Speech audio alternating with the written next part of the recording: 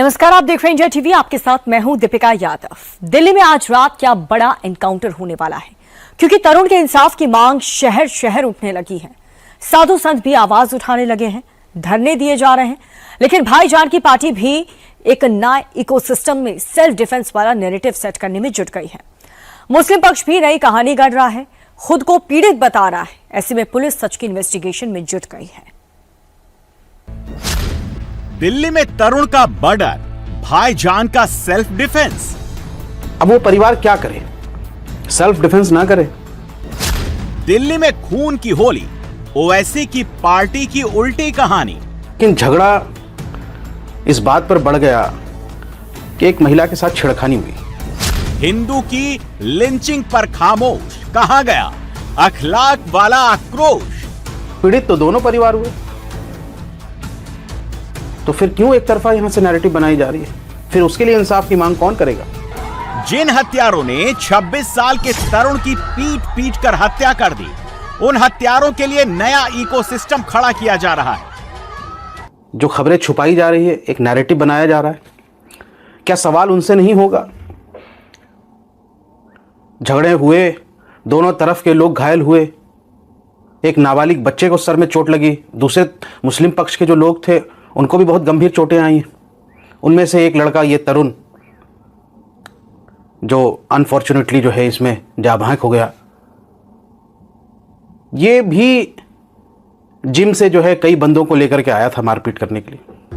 हिंदू का त्योहार, मोहल्ला हिंदू का, लेकिन मॉब लिंचिंग हो गई तरुण की, मौत हो गई तरुण की। ये जो भीड़ तरुण को उसी के घर के सामने गली में बैट से लेकर लाठी डंडे से मार रही है, अब मौलाना उन्हीं को पीड़ित बता रहा है। भाईजान की जो भीड़ हमलावर है, मौलाना उन्हीं को पीड़ित बता रहा है।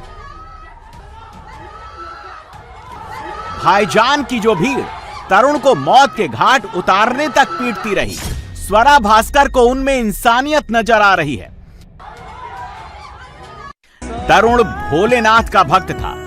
तो भी तू ही हमदम हर दफा चाहिए, तू है तो मुझे फिर और क्या चाहिए।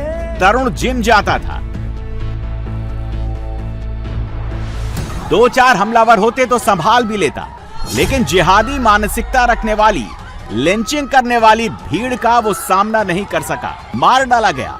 और अब उसी भीड़ को मौलाना कानूनी मदद देगा। और हमारा एक डेलीगेशन, हमारा एक प्रतिनिधिमंडल MIM दिल्ली का, जिसमें लीगल टीम भी होगी, वो जाकर के बातचीत करेगी और जहां हमें लगेगा कि नाइंसाफी हो रही, हम उनकी मदद करेंगे। ये दाढ़ी वाला मौलाना चिल्ला चिल्ला कर अब कह रहा है कि उत्तम नगर में मुस्लिम डरा हुआ है। मुस्लिमों को डर वाला नैरेटिव दिखाकर माहौल खराब करने की कोशिश कर रहा है। होली के दिन उत्तम नगर में क्या क्या हुआ, कैसे कैसे हुआ, किस किस ने किया, सबकी जांच दिल्ली पुलिस कर रही है। गिरफ्तारी हो रही है, छापेमारी हो रही है, पूछताछ की जा रही है। लेकिन मौलाना पहले ही मुस्लिम पीड़ित वाले एंगल पर नैरेटिव सेट करने में लग चुका है। कह रहा है कि मुस्लिम परिवार के सेल्फ डिफेंस में तरुण की जान चली गई। अब वो परिवार क्या करे, सेल्फ डिफेंस ना करे। और ये कौन सा है आपका माइंडसेट? आप मोलेस्ट करते हैं, उसके बाद कहते हैं बुरा ना मानो। ये क्रिमिनल माइंड है। छेड़खानी हुई और उसके बाद उसका घर जला दिया गया, घर से सामान पूरा लूट लिया गया, ज्वेलरी और पैसे भी। कौन पीड़ित है फिर? जो बात पुलिस भी नहीं पता कर पाई है, वो सब मौलाना ने पता कर ली है और पुरजोर तरीके से झूठ को सच बनाने में लग गया है। क्योंकि मुस्लिम पक्ष के किसी भी इंसान का अभी तक कोई बयान सामने नहीं आया है, लेकिन सोशल मीडिया पर चल रहे एक पुराने वीडियो को नया बताकर मौलाना मुस्लिम पक्ष की कहानी सुना रहा है।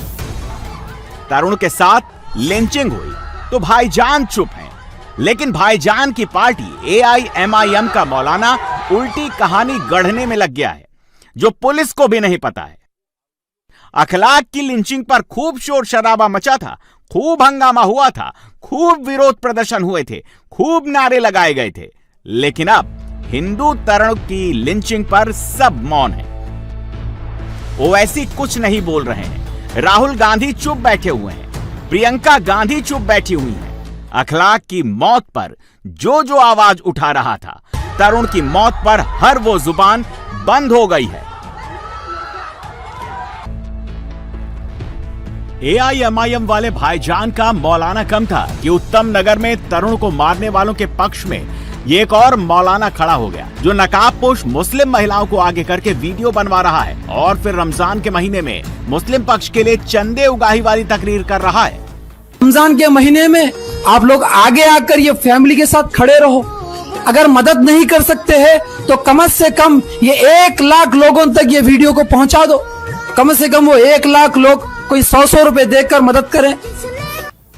मौलाना ने फंडिंग वाला डिपार्टमेंट संभाल लिया तो मुस्लिम पक्ष की कुछ महिलाएं भी सामने आ गई, फिर बयान दिया और फिर पूरा का पूरा मामला ही अलग लेवल पर सेट कर दिया। ऐसा कुछ भी नहीं हुआ, कुछ भी नहीं। तरुण की फैमिली तो बीच में थी ही नहीं, फैमिली और प्रिंस की बीच में थी। तरुण की फैमिली से तो कोई मैटर ही नहीं था, तरुण को तो फोन करके बीच में बुलाया जाता है। तरुण की फैमिली से कोई बात नहीं थी हमारी। जब तरुण की फैमिली से कोई रंजिश ही नहीं थी, फिर तरुण की मॉब लिंचिंग करके आखिरकार उसे मार क्यों डाला गया? दिल्ली पुलिस अब ताबड़तोड़ एक्शन कर रही है। सड़क पर हिंदू समाज उतर गया है। शहर शहर तरुण के लिए इंसाफ की मांग हो रही है। इस पर भी मुस्लिम पक्ष नई चेतावनी जारी कर रहा है इन्हीं महिलाओं के जरिए। ये सोचते घर तोड़ देंगे, लेकिन ईमान नहीं तोड़ सकते। हमारा ईमान हमारा मजबूत है और अल्लाह हमारे साथ है। हमारा अकीदा मजबूत है इस चीज को लेके।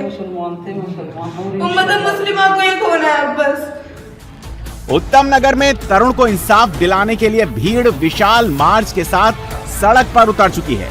हिंदूवादी संगठन तरुण की लिंचिंग के खिलाफ आवाज बुलंद कर रहे हैं।